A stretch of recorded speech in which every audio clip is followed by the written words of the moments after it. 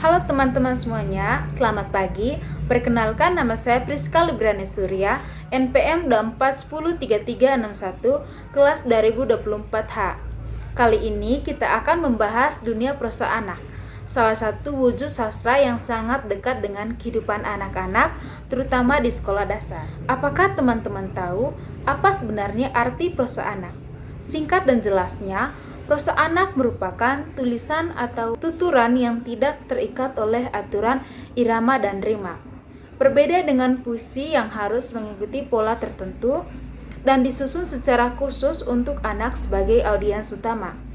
Menurut penelitian Sujarwati dan Nurhayati 2021 dalam bukunya Sastra Anak sebagai Alat Pembelajaran di SD, prosa anak memiliki ciri khas, bahasa yang gampang dipahami oleh anak, isi yang selaras dengan tingkat perkembangan pikiran dan emosinya, serta pesan pendidikan yang disampaikan secara halus.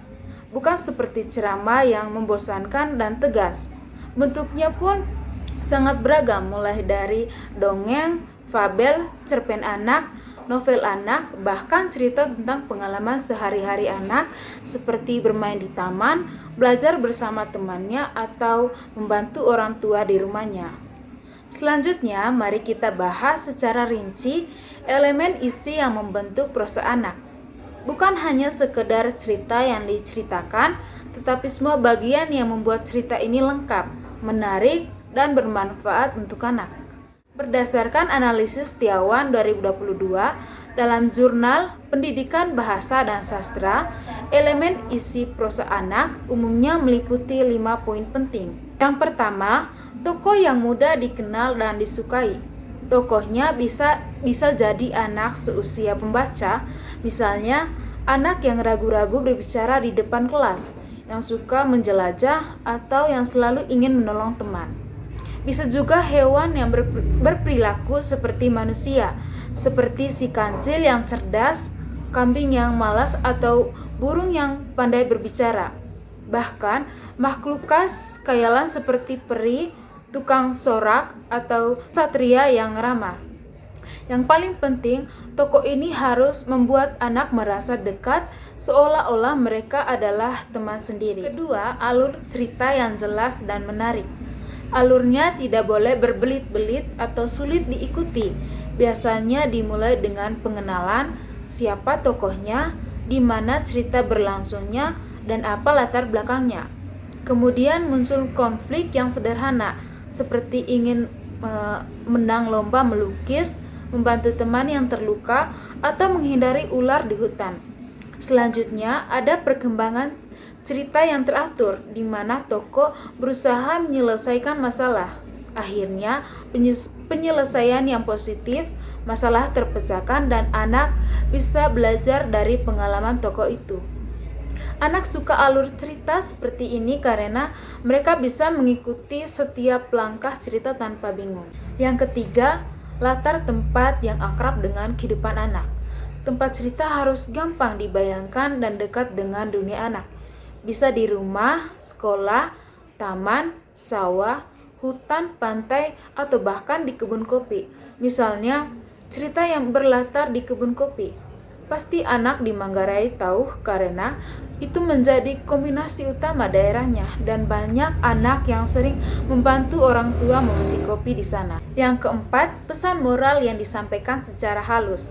Nilai-nilai baik seperti kejujuran, kerjasama, rasa hormat kepada orang tua, cinta terhadap alam, keberanian, atau kesabaran. Semua ini disampaikan melalui peristiwa dalam cerita, bukan dengan cara memaksa atau mengajarkan langsung. Contohnya, si kancil yang menemukan uang dan mengembalikannya kepada pemiliknya akan mendapatkan bantuan ketika dia kesulitan. Tanpa perlu kata-kata, kamu harus jujur. Kelima, bahasa yang lugas, jelas, dan menyenangkan. Menggunakan kata-kata sehari-hari yang dikenal anak, kalimat yang tidak perlu panjang, dan kadang disertai humor atau kata-kata lokal yang akrab. Misalnya di cerita yang berlatar di Manggarai, bisa ada kata ende atau nenek, papa atau ayah, KE atau kakak yang sering dipakai orang lokal. Ini membuat cerita lebih hidup, mudah diingat, dan tidak membosankan. Sastra Indonesia di SD konteks. Nah, yang paling penting dari semua ini, mengapa prosa anak punya peran sangat penting dalam pembelajaran bahasa dan sastra Indonesia di sekolah dasar di Manggarai? Mari kita bedah satu persatu dengan mengacu pada kedua sumber yang sudah disebutkan dan konteks lokal. Prosa anak memiliki peran yang sangat penting dalam pembelajaran bahasa dan sastra Indonesia di SD, terutama di Manggarai. Pertama, prosa anak membantu memperkuat kemampuan berbahasa Indonesia karena anak Manggarai sehari-hari banyak menggunakan bahasa daerah. Membaca cerita anak berbahasa Indonesia membuat mereka terbiasa dengan kosakata baru dan struktur kalimat yang benar. Seperti dijelaskan Sujarwati dan Nurhayati dari 2021, prosa anak mendukung perkembangan kemampuan bahasa tulis. Kedua, prosa anak bisa dihubungkan dengan budaya lokal. Cerita yang mengambil latar Manggarai, misalnya tentang upacara caci, memetik kopi, atau kegiatan harian di kampung, membuat pembelajaran lebih dekat dengan pengalaman anak. Setiawan 2022 menegaskan bahwa pendekatan lokal membuat siswa lebih mudah memahami cerita sekaligus melestarikan budaya mereka.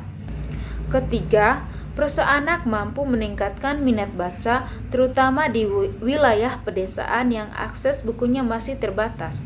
Cerita yang dekat dengan dunia mereka, seperti bermain di sawah atau menjelajah alam sekitar Gunung Ranaka, atau membuat anak lebih tertarik untuk membaca. Keempat, prosa anak mengembangkan kreativitas. Latar alam Manggarai yang kaya dapat menginspirasi siswa menulis cerita sendiri, misalnya tentang hewan di hutan Ranaka atau petualangan di danau. Kelima, prosa anak menjadi saran membangun karakter.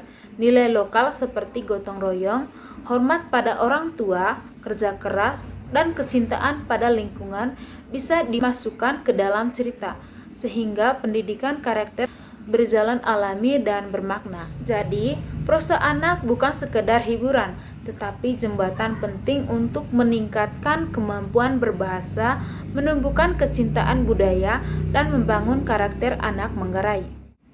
Itu dia penjelasan lengkap tentang prosa anak, elemen isinya, dan perannya dalam pembelajaran SD Manggarai.